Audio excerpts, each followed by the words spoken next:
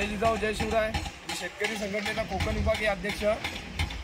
आज पिंपलास गावामध्ये एक म्हणजे खूप चुकीची अशी घटना घडलेली आहे का राहत्या घरावरती प्रकाश नानजी पटेल यांनी त्यांच्या घरावरती डायरेक्ट राहत्या घरावरती गायी आतमध्ये असताना डायरेक्ट घरावरती जेसीबी चालवलेला आहे। आज त्यांच्या नावाची त्यांची घरपट्टी आहे प्लस एनए प्रॉपर्टी आहे, त्यांच्या नावी असतानाही त्यांच्या घराची एवढी मोठी नासधूस करण्यात आली। पोलीस प्रशासनही मूग गिळून बसलेलं आहे। पोलीस खात्यातूनही त्यांची दखल घेतण्यात आलेली नाही आहे। त्यांना सकाळी तिकडे 9 वाजल्यापासून बसवलेला होता आणि त्यांच्या घरावरती इथे कोणी नसताना तिथे डायरेक्ट जेसीबी फिरवण्यात आला। म्हणजे बिल्डर आहे भूमाफियांची ही केवढी मोठी म्हणजे किती चुकीच्या पद्धतीने आमच्या इथल्या या गाववाल्यांना भूमिपुत्रांना कसा त्रास देतात हे या कृत्यावरतून दिसून येत आहे।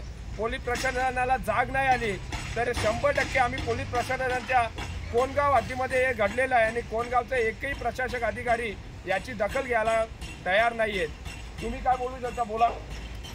आम्हाला सकाळी 10 वाजल्यापासून ते पावणे 1 वाजेपर्यंत आम्ही रिक्वेस्ट करतो गिरासे साहेबांना आणि राजेंद्र पवार साहेब यांना वारंवार, हे लोक वारंवार आम्ही विनंती करून सुद्धा आमचं ऐकलं नाही। आणि जे आम्ही त्यांना रिक्वेस्ट करत होतो आमचं घर तोडण्यात येईल, जेसीबी लावण्यात येईल, तरी पण त्यांनी ऐकलं नाही आणि आमच्या घराचं तसंच झालं।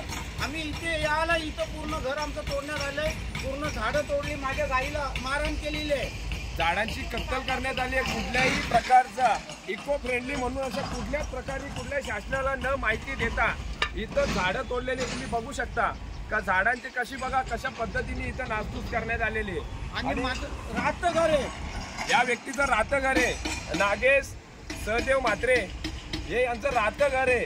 चंद्राबाई सहदेव म्हात्रे यांच्या नावाची घरपट्टी सुद्धा आहे, तरी बिल्डर हा दमदाटी करून पोलीस प्रशासनाला हाताशी धरून आणि एखाद्या माणसाचं एखाद्या गरीबाचं ही लोक घरं ही बळकावतात। भूमाफिया ही लोक खूप त्रास देत आहेत।